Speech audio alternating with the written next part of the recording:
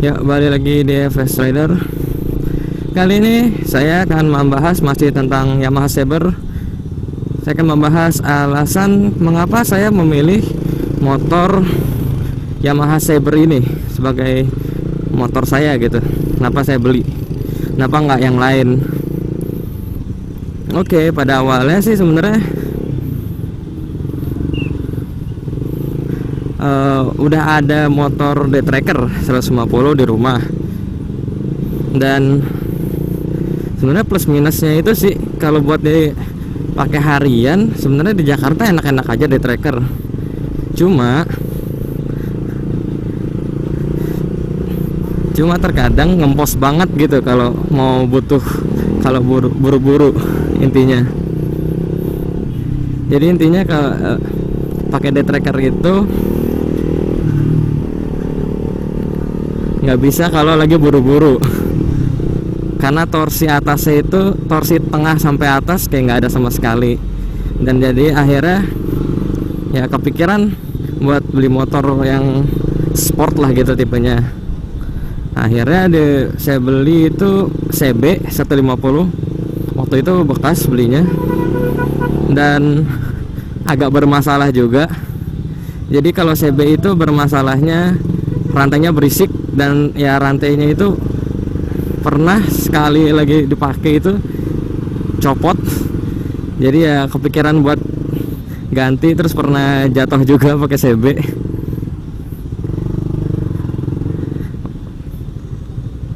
Jadi ya kepengen ganti motor gitu, pengen ganti 2,5 waktu itu, tapi ya karena kepikiran belum sanggup punya motor yang pajaknya gede ke 2,5, lebih gede dari 150 cc. Lumayan juga pajaknya itu setahunnya. 150 cc aja udah, ini Saber udah 900.000 pajaknya, apalagi 2,5. Jadi tadi pengen MT25, akhirnya ya udahlah adiknya aja dulu, MT15 atau Saber kalau Indonesianya. Kalau versi Eropanya namanya keren, TFX 150. Entah kenapa di Indonesia malah Sabre gitu. Walaupun bacanya Saber, cuma orang Indonesia ya bacanya Sabre. Nggak enak gitu bacanya. Dan yang pertama kali dilihat ini pasti desain lah.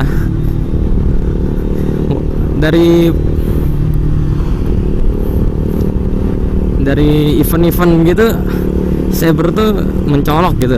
150 cc itu paling mencolok zamannya, karena belum ada GSX-S dan Fiction R. Jadi ya paling wah gitu lah modelnya gitu. Desainnya LED, apalagi speedometernya satu-satunya yang negatif display. Jadi kepikiran aja gitu. Tapi ya nggak ada motor yang perfect lah intinya.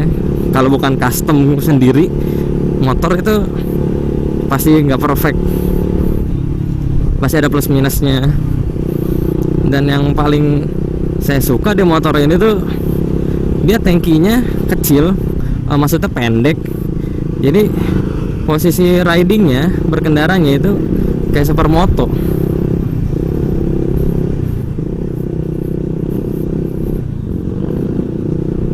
Jarang banget 150 cc riding positionnya itu supermoto sport. Paling supermoto itu D-Tracker 150 kalau dibilangnya supermoto, tapi dia kategorinya masih motor trail gitu posisi ridingnya.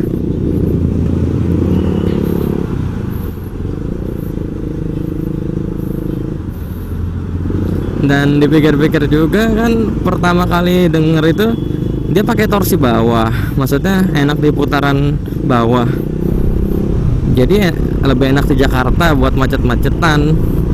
Karena kalau motor torsi atas kayaknya buat macet-macetan kurang enak, karena tenaganya itu nggak kena semua gitu. Pas lagi macet kan torsi bawah, nggak mungkin torsi atas.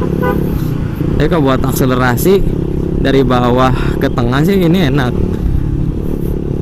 karena ya nggak terlalu suka ngebut juga lah.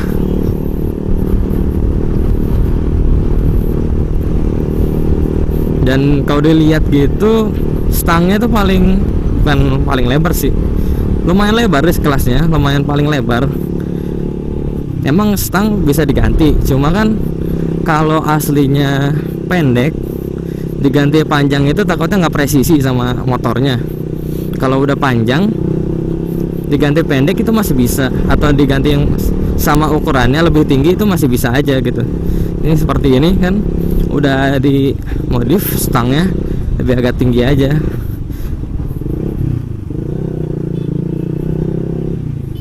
Panjangnya sih sama.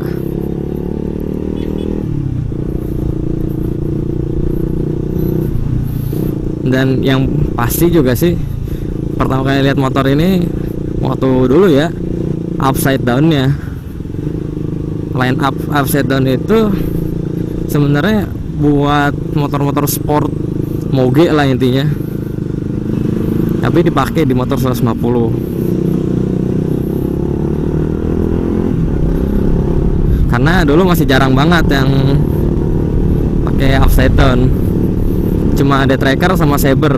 Kalau sekarang R15 sudah pakai, jadi nggak terlalu wah lagi sebenarnya motor ini. Ya, jadi gitu aja kayaknya opini mengenai kenapa alasan beli motor ini. Mungkin kayak gitu aja video kali ini. Jangan lupa like, comment, and subscribe. Sampai berjumpa di video-video berikutnya.